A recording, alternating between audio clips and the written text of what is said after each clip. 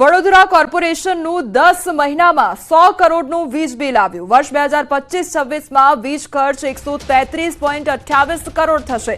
અધિકારીઓ ન હોવા છતાં કેબિનોમાં વીજ વેડફાટ થઈ રહ્યો છે। ન્યૂઝ 18 ગુજરાતીના રિયાલિટી ચેકમાં આ ઘટસ્ફોટ થયો છે। અધિકારીની ગેરહાજરી છતાં એસી, લાઇટ, પંખા બધું જ ચાલુ જોવા મળ્યું છે। ઓફિસમાં સ્ટાફ ઓછો છતાં બેફામ વીજ વેડફાટ કરવામાં આવી રહ્યો છે।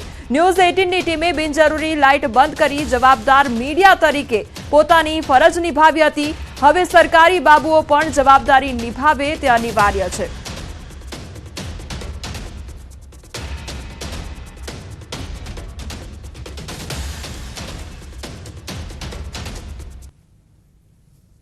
પ્રજાના પૈસે તાકડધીના કરવામાં આવી રહ્યા છે। આવું એટલા માટે કહી રહ્યો છું કે માત્ર 10 જ મહિનાની અંદર વડોદરા મહાનગરપાલિકામાં 100 કરોડ જેટલું જે વીજ બિલ જે છે તે આવ્યું છે। વર્ષ 2025-26ની વાત કરીએ તો આ ખર્ચ વધીને 133.28 કરોડ જે છે તે થઈ જવાનો છે। આ દ્રશ્યો તમે જોઈ રહ્યા છો તે આરોગ્ય શાખાના દ્રશ્યો છે। ડૉક્ટર દેવેશ પટેલ એમનો આ વિભાગ છે અને અહીંયા જોઈ શકાય છે કે નહિવત કર્મચારીઓ છે છતાં લાઇટો અને પંખા જે છે તે બેફામ ચાલી રહ્યા છે। કર્મચારીઓ કદાચ ફિલ્ડમાં હોઈ શકે પરંતુ જ્યારે એમની જગ્યા ખાલી હોય ત્યારે એ જગ્યા પર લાઇટો બંધ કરવી જરૂરી છે, કારણ કે 10 મહિનાની અંદર 100 કરોડ જેટલું જે વીજ બિલ છે જે વડોદરા મહાનગરપાલિકાને આવ્યું છે। બીજી દ્રશ્યો જે છે તમને બતાવીશું કે આ આરોગ્ય અમલદાર છે, આમ મોટી સુફિયાની વાતો કરતા હોય છે પરંતુ લોકોને સલાહ આપનાર જે ડૉક્ટર છે તે પોતે સલાહનું પાલન કરવાનું ચૂકી ગયા છે। એમની કેબિન જોઈ શકો છો, ખાલી કેબિન છે।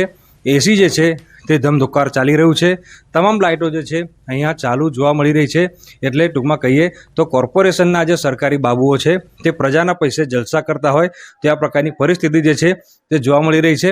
માત્ર એક વિભાગની વાત નથી પરંતુ કોર્પોરેશનના જુદા જુદા વિભાગો જે છે ત્યાં આ જ રીતે જે વીજળી છે તેનો વેડફાટ જે છે તે કરવામાં આવી રહ્યો છે અને જોઈ શકાય છે કે ગેરહાજર હોવા છતાં પણ આ જે લાઇટો અને એસી જે છે તે ચાલુ છે।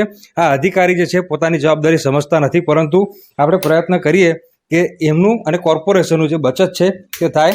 અને આ જે લાઇટો છે અમે અત્યારે બંધ કરી છે।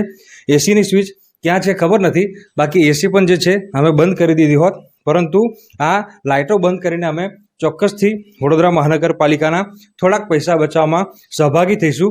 ત્યારે આવા જે અધિકારીઓ છે, બાબુઓ છે, તેમને જે વીજ બિલ આવ્યું છે 10 મહિનામાં 100 કરોડ જેટલું, એનો આંકડો જોઈને સુધરી જવાની જરૂર છે। હાર્દિક દીક્ષિત, ન્યૂઝ 18 ગુજરાતી, વડોદરા। અરે 100 કરોડમાં તો કેટલો મોટો સોલાર પેનલો બધે ઠેકાણે ઊભી થઈ જાય, પણ રસ્તામાં સોલાર પેનલ જેવું આ કોટા દાંડિયા બજારનો સોલાર સિસ્ટમ કર્યું છે। સોના કરતાં ઘણામાં મોંઘી છે એ પ્રમાણેનું સોલાર સિસ્ટમ, એટલે કોન્ટ્રાક્ટરોને ફાયદા કરાવવા માટે જ આ ધંધો થઈ રહ્યો છે। અને જે લોકો આ રીતે વગર ઓફિસમાં વીજળીને પંખા ચાલતા હોય એના ઉપર કાયદા પગલાં લેવા જોઈએ અને એમના પર એક્શન લેવી જોઈએ।